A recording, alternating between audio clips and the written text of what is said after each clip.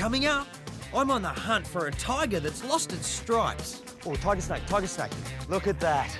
Dan the Frogman gives me the grand tour. One of my favourite all-time Australian frogs. And this nighttime prowler looks ready to strike. The last thing I want is a snake tooth to the face.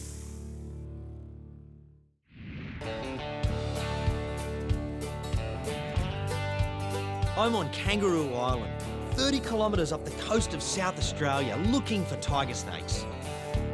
Just like other islands around the continent, KI has a completely different ecosystem to the mainland, and that means the tigers that live here are different too.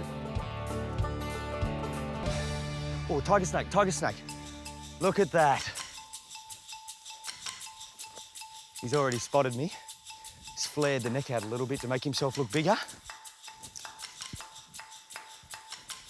I don't have a snake hook, so this will have to do. Tiger snakes, they don't like it too hot. So he's out early morning catching that sun, but that means he's already going to be warm and fast. Here he goes. Big snake. He's in the bush. Come on, mate. Come on, buddy. There we go. Look at that. Kangaroo Island, tiger snake. Beautiful. All black. Down you go, buddy. Oh, hey, settle, settle, settle, settle, settle. He's biting the grass. This stallion of a snake is clearly not impressed that I've interrupted his sunbaking. Don't look at me, buddy. There you go. I'm used to working with tiger snakes half the size of this. But on the islands, their diet changes. Mainland tiger snakes feed on skinks and frogs this big. Island tiger snakes eat mutton bird chicks. They're a good-sized bird, about the size of a small chicken. I've got to say, my offshore encounters with tiger snakes has been something else. I'll never forget the two I came across on Tasmania with the reptile rescue boys. One lurking under a family's house. He's golden. There we go. The other feasting on a nest of chicks. He's got something in his belly. Another supreme bird hunter, just like KI tigers. He's a bit fiery, but if he's quiet enough, I'm just gently going to pin his head and grab him and try and have a look. All right? Okay. There we go. That's a big snake. And I'm a bit more comfortable now he's in the hand. That might seem funny because he's closer, but a minute ago he's very warm, thrashing about, and now he's contained. But what I wanted to have a look at was the glands on the back of his head. They're huge, and I think the quantity of venom in there would be 2 to 3 times what I'm used to with the snakes in the reptile park venom program. Beautiful black, I mean, look at that. I don't think I've seen such a pretty snake. They're dark here because the climate is much colder.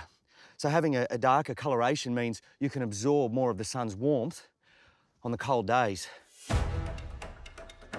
The tiger snake has the 4th strongest venom of any snake on Earth. If you cop a bite, its strong neurotoxins will send your body into paralysis, meaning you'll stop breathing or have a heart attack. In addition, it has a very strong anticoagulant, and just a couple of drops to a vial of blood will turn it thick as jelly. There are skinks and frogs on these islands, but they're not a consistent food source. We're down here in the coastal heath. The ocean's only 500 metres that way. And at the right time of year, mutton birds or shearwaters come in and nest, hundreds of nests along the coast. And these tiger snakes go down there and gorge feed at those times of year. In some places, where there aren't many skinks or frogs, they only feed for 2 to 3 months of a year, and that's enough food to last them for the rest of the year. It's time for me to let him go, and this part's as dangerous as catching him. A nice release means you don't get bitten. Ready? 1, 2, 3. Thank you, mate. And you can go now.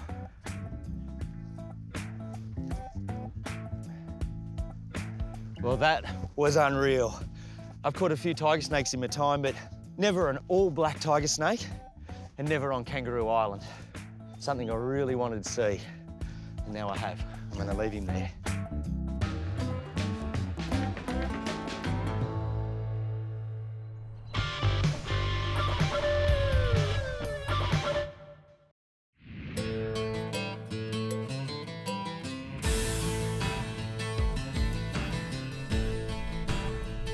This is the wonderful Wattigan Forest, just up the road from the reptile park. My old mate Dan has been camping out here for the past few months, studying the breeding habits of the redback toadlet. Tell me, mate, what's special about this particular site? Well, that's a unique site for these species. They only breed in ponds that are temporarily dry and then fill up with rain for only a few months of the year. So these frogs, the males, will set up camp really early in the season, and then females will come in after rain when the soil's nice and moist, lay their eggs, and then hitchhike out of there. So everything you collect here, the males you have, the females you have, you get to understand a brilliant picture of what's happening. Yep, and that male, he'll sit with them. We don't really know why he sits with them, but he'll guard those eggs, possibly from predators, and until this pond fills up with water, he'll get out of there and those tadpoles will hatch. Classically Australian, hey, you've got to find a niche. The Yep. environment's tough, and if you don't have a little difference like this, you might not survive at all. Yep. Well, that's the trade-off. They've got away from that permanent ponds where you get predators and lots of other species that love it. Here, you've just got the one species, but so many more risks. Yeah, and white tags everywhere. Well, that's where the males set up. They don't move. Once they enter the site, they sit there underneath the leaf litter, call, attract a female, and then he'll sit with the eggs until this pond fills up. How many males are in this area right now? Over the course of this breeding season, there's probably been about 200 males turn up. 200. Yep. And So those females have got a great deal of selection to pick out which ones they want to go with. well, here we go. So now we're into an interesting topic. What makes a male redback toadlet sexy? Well, that's what I'm trying to figure out. Is it his nest? Is it his little camp that he's got it set up? Or is it himself? Is it his calls that demonstrate how strong he is? We're having to tread lightly around here. We don't want to step on anyone. Look at this. They're everywhere. They're everywhere. He wasn't kidding when he said there's 200 in here. There's 1, 2, 3, 4, 5, 6, 7, 8, 9, 10, 11, 12, 13, just there. That's a hotspot. How do you get a girlfriend in there? Well, that's what I want to know. Like, what is it about this little area that makes it so popular? So what are you going to find under there? Well, obviously he's going walkabout, possibly for a feed. Yep. But he'll have a little depression there that he usually sits in. But if we've got any luck, he'll have a big clutch of eggs sitting there. In there now? Yep. Ah, show me. All right, let's have a little look. Oh, there they are. Oh, yep. Yeah, decent clutch there. Look at that. Yep. Pretty big eggs for a frog of that size, but they've got to give it enough yolk to last for a few months in the egg capsule. Yeah, so in contrast to a frog that lays 5,000 eggs, Yep. that are tiny, They hatch within days and they don't need any yolk. but this is dry, Yep. so they're robust to be able to weather that until the rain comes. Amazing. Yep. Only in Australia, you got an amphibian that we all associate with permanent water that's found a niche that other frogs mightn't be able to survive in, let alone breed in. And we've got eggs with tadpoles inside them in moist dirt, just waiting for rain. Amazing. What's next, Dan? Right, well, I'm going to collect a few eggs because part of my research involves knowing at this certain stage, these guys are pretty well developed, how quickly they're able to hatch once these pools fill up with water. So we'll dunk a few in and we'll get some data out of it. Unbelievable. Yep. All right, I'll just scoop a few out then. The male will be back soon enough. He won't know any of his brood are missing. He'll simply come in and guard the rest. Cool. We get to go and hatch these eggs. Yep, let's see what happens. I'm speechless. Home sweet home. Yep, this is it. It's not much, but it's been home for the last 4 months.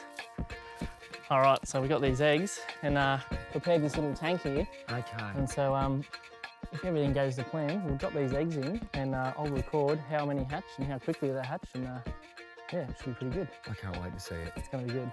So as far as they're concerned, it's just about to rain. Yep, Righto, away right. you go. let's go. One's out. Now this can take a while. 1 or 2 may hatch within minutes, but the rest will bide their time. They need to be sure there's enough water for survival. If they come out too early and the rain hasn't formed a pond, well, it'd be a sad and short life for the impatient ones. That was amazing. But now we've got a tank full of tadpoles and a dry pond that they came from. What are we going to do with them? We can't release them back there, can we? No. Well, I've got a few other sites that I conduct some other research. Yep. So we're just going to release them back in the night. And why don't we do a survey for some few other species that we get there? I would love to. All right. What are we going to do until then? Well, let's take a seat and let's just wait for it to get Home dark. sweet home. All right. This is a land of extremes. We could go months without a drop of rain, and there's a whole load of reasons why one male's nest could be better than the next. The females have got it covered though. To overcome the stresses that they've got in that site of like extreme drying periods and then wet periods, they've got to kind of try and figure out how to combat that. And one way we think they're trying to do that is individual females spread their eggs amongst multiple males, kind of like the opposite of putting all your eggs in one basket, spreading the risk. So at least some eggs that they lay with some male will possibly get through into some offspring. What happens now, mate? We just wait for dark? Yep, well, once the sun sets, and we'll probably hear some frogs calling and we'll head out. Might we just kick back till then, eh? Yep. let's Easy done. Take it easy. Beautiful view.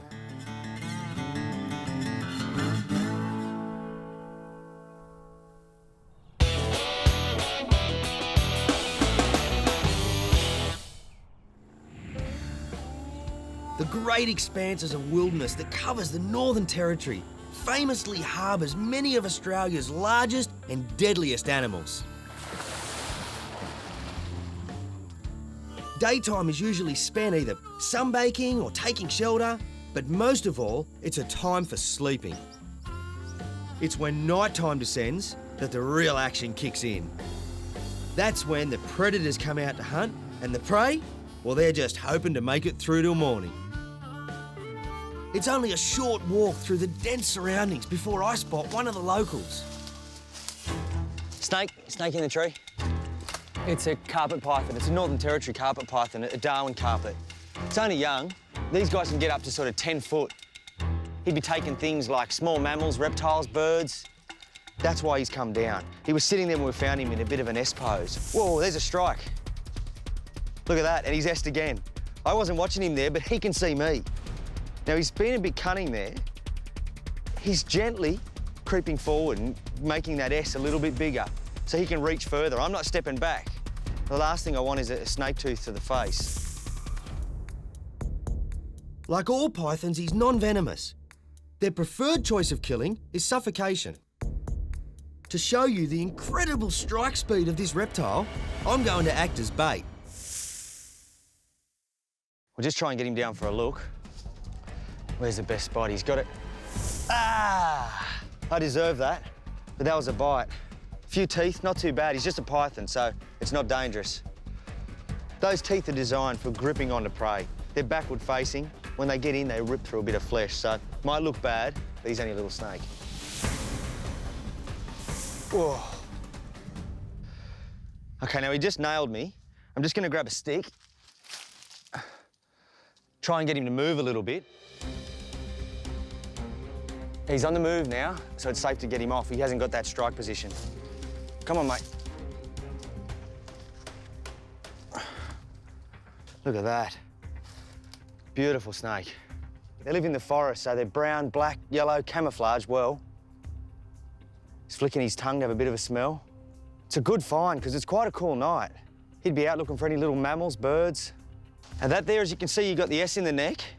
He is just about to strike.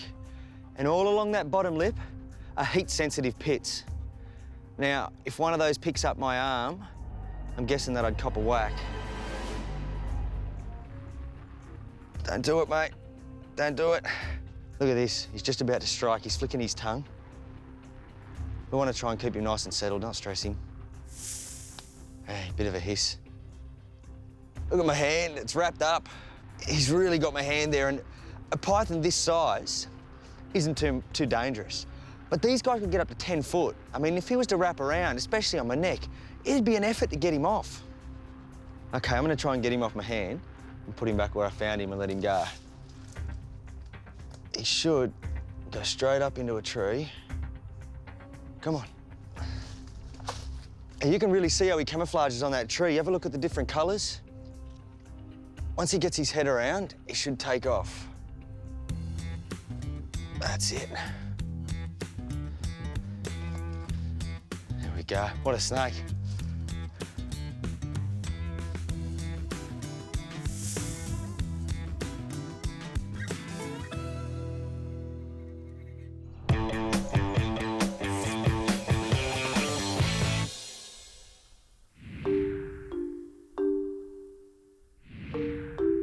I'm at the Watagan Forest in New South Wales with my old mate Dan. We've just spent the day hatching redback toadlet tadpoles that we're now going to release. Time to go, mate? Yep, it's dark enough and I can hear the frogs calling. Beauty. Let's go. All right. This is when the forest really comes to life. You can hear frogs, other animals rustling around, and it's time for us to get out and see what we can find.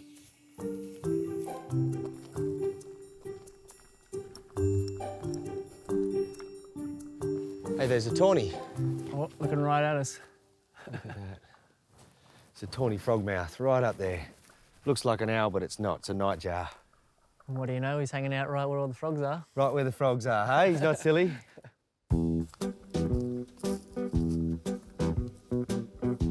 Oh, there's a bit of eye shine there, Tim. What do you See got? that?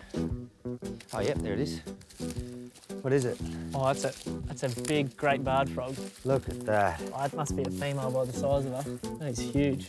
Jeez, that's beautiful. Look at that. Oh my God, look how fat she is. Look at the mouth on her.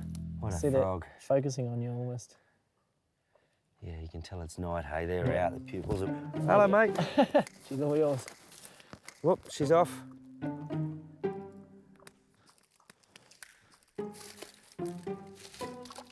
Whoop. Yeah, that is what it is.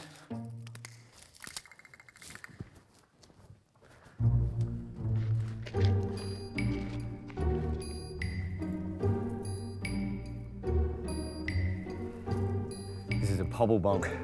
Not a very cute frog. Big eyes, big mouth, all head.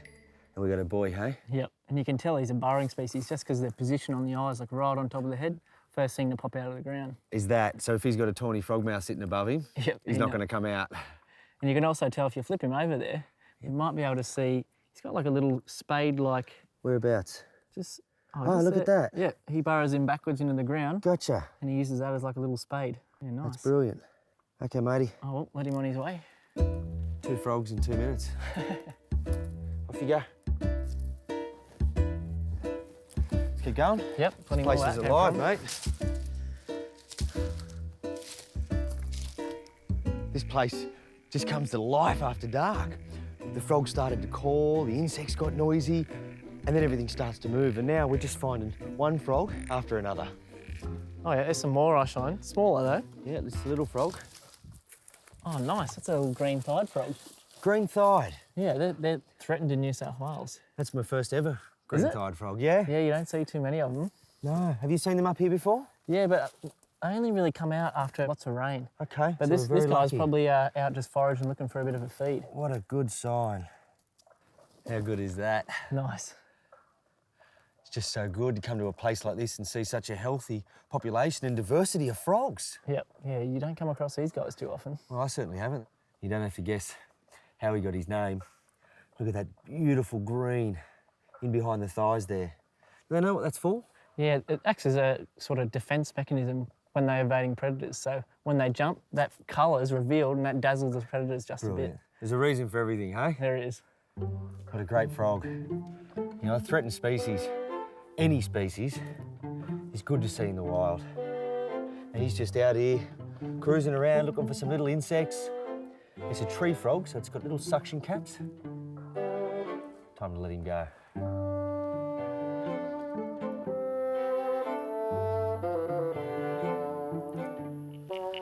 All right, so you can hear that frog? Yeah. That's the common eastern froglet, tiny little species. Yep. We'll be lucky if we find one, probably on the edge somewhere. Oh, here's a little one here. Oh, you got one. Tiny little thing. Look at that. Yeah, just hanging in the water there. Yeah, they love these little areas like this. Probably one of the smallest frogs, but one of the loudest calls, I reckon. Is this permanent water or it's just filled with a bit of rain? This one fills up every now and again, but they'll just take advantage of that. Any free water, Just colonised by frogs instantly. Now. Cool. Every Australian frog has a unique call, and at the moment, we're trying to track down a red-eyed tree frog. Every time we get close, the call stops. But they're just in here somewhere. We keep looking, we'll find one. Is he calling somewhere in here?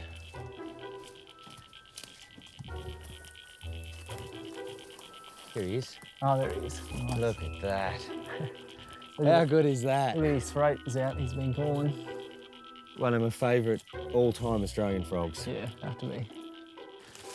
This is a male sitting up in the tree and his throat's just drooping down because he's continually been calling, just hoping for a female.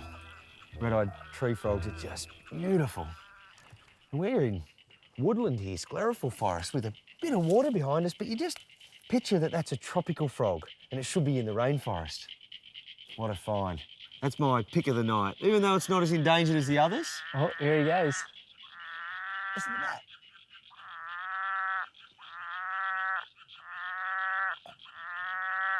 How good is that? He doesn't care that we're here at all. He doesn't care. Let's leave him be.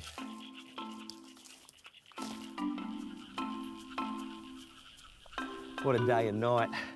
Dan's here letting our little tadpoles go that we hatched this afternoon. And right there is a pair of great barred frogs mating. How good is that? That's perfect.